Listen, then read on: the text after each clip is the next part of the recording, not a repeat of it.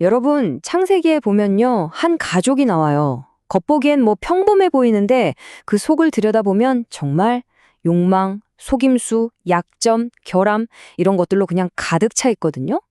이 문제투성이 가족의 이야기를 통해서 과연 우리는 강함과 약함, 그리고 그 모든 걸 뛰어넘는 놀라운 진실에 대해 뭘 발견하게 될까요? 지금부터 같이 한번 파헤쳐 보겠습니다. 자, 본격적으로 들어가기 전에 제가 질문 하나 던져볼게요. 오늘 우리가 만나볼 네 명의 인물들 있잖아요. 이삭, 리브가, 에서, 야곱. 이 아주 복잡한 가족 드라마 속에서 과연 진짜 영웅은 누구일까요?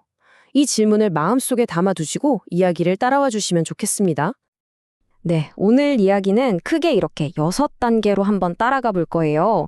먼저 문제 많은 네 가족을 소개해 드리고요. 그들이 빠졌던 강함과 약함이라는 두 가지 함정을 살펴볼 겁니다.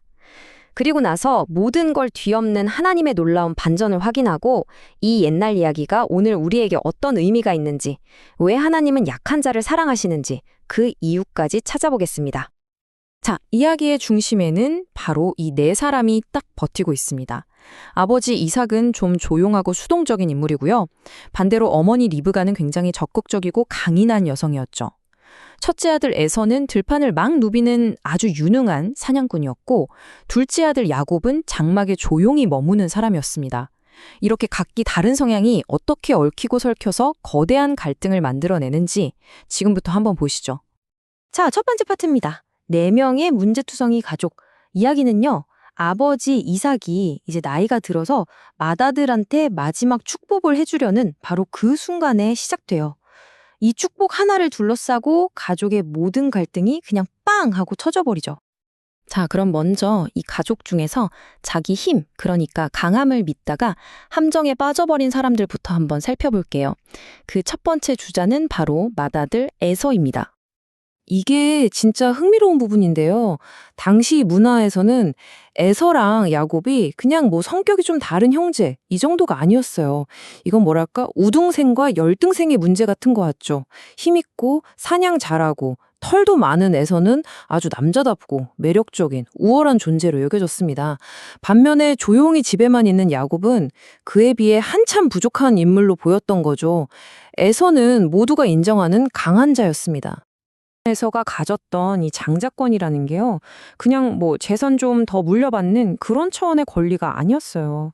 이건 가족의 영적인 리더가 되고 또 하나님과의 특별한 관계를 이어가는 어마어마한 특권이었던 거죠. 그런데 에서는 이 엄청난 영적 가치를 고작 팥죽 한 그릇에, 그것도 배고프다는 이유로 너무나 가볍게 팔아 넘겨버립니다.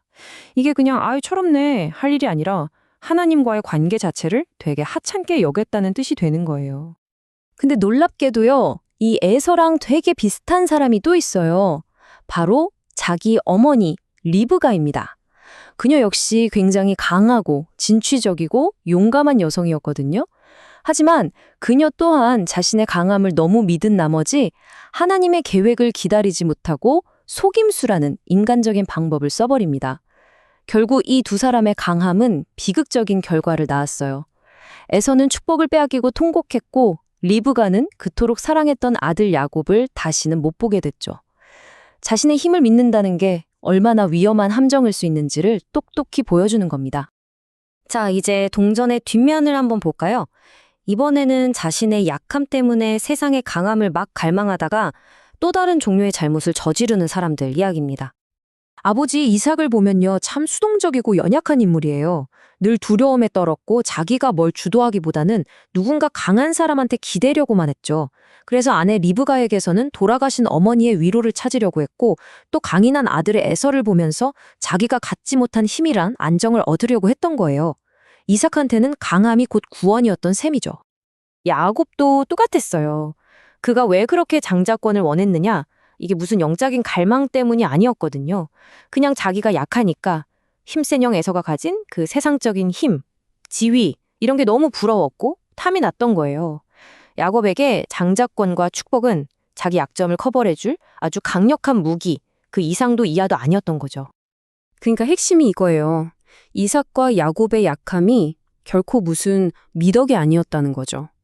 오히려 그 약함이 세상의 힘을 더 갈망하게 만들었고, 그 결과 이삭은 하나님의 뜻을 외면했고, 야곱은 진짜 비열한 사기극까지 벌이게 된 겁니다.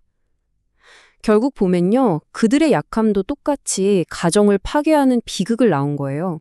자, 보세요. 강한 자도 실패했고, 약한 자도 실패했어요. 다 실패했죠. 그럼 대체 이 이야기의 포인트가 뭘까요? 바로 여기서 우리는 이 인간들의 실패의 너머에 있는 더 큰 그림, 하나님의 정말 놀라운 계획을 보게 됩니다. 사실은요, 이 모든 난장판이 벌어지기 훨씬 이전에 하나님께서 리브가에게 이미 예언을 하나 주셨어요. 바로 큰 자가 어린 자를 섬기게 될 것이다. 당시 문화나 상식으로는 말도 안 되는 모든 걸 뒤집는 말씀이었죠. 하나님의 계획은 처음부터 세상의 기준과는 완전히 달랐던 겁니다. 바로 이 지점이 이 이야기의 하이라이트입니다.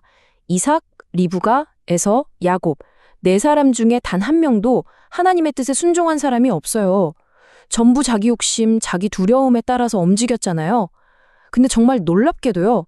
하나님의 뜻은 그들이 순종했기 때문에 이루어진 게 아니라 그들이 실패했음에도 불구하고 정확하게 성취됐다는 겁니다.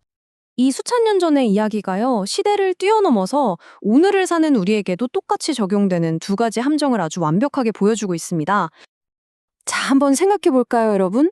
오늘날 우리 사회가 저 사람 참 강하다, 성공했다 라고 말할 때 그 강함은 무엇을 의미할까요? 아마 뭐 돈, 능력, 학벌, 사회적인 지위 이런 것들이겠죠? 바로 이 지점에서 이 고대의 이야기가 우리의 이야기가 되는 겁니다. 우리도요, 똑같은 함정에 빠져요. 첫째는 강함의 함정.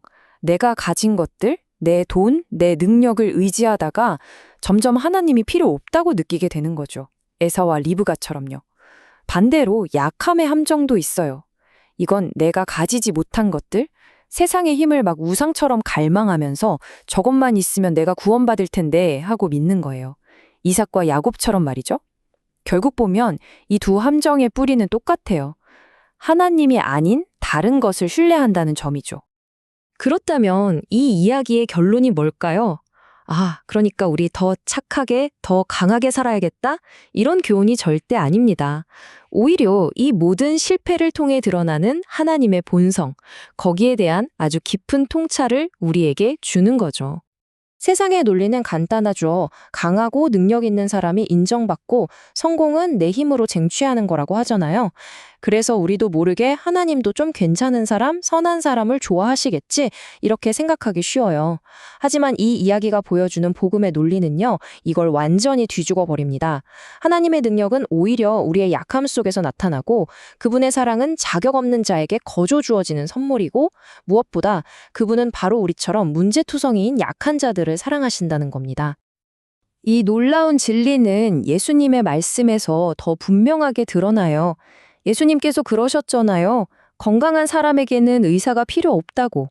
스스로 의롭다고 생각하는 사람이 아니라 자기가 죄인이라는 걸 아는 사람들, 바로 그 사람들을 위해 이 땅에 오셨다고 선포하셨죠. 자, 그럼 이제 맨 처음에 던졌던 질문에 답을 할 시간이네요.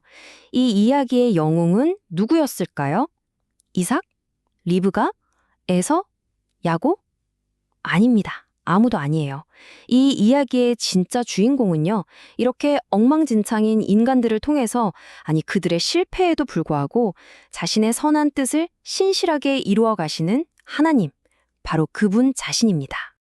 그래서 이 이야기는 마지막으로 우리 각자에게 이런 질문을 던지는 것 같아요. 여러분은 어떠세요? 여러분이 강하다고 느낄 때, 혹은 반대로 정말 지독하게 약하다고 느낄 때, 여러분의 소망은 어디에 있습니까? 여러분의 능력인가요? 아니면 세상이 말하는 또 다른 힘인가요? 이 이야기는 우리에게 말합니다. 우리의 강함도, 우리의 약함도 아닌 그 모든 것을 뛰어넘는 하나님의 은혜에만 소망을 두라고요. 여러분의 진짜 소망은 어디를 향하고 있습니까?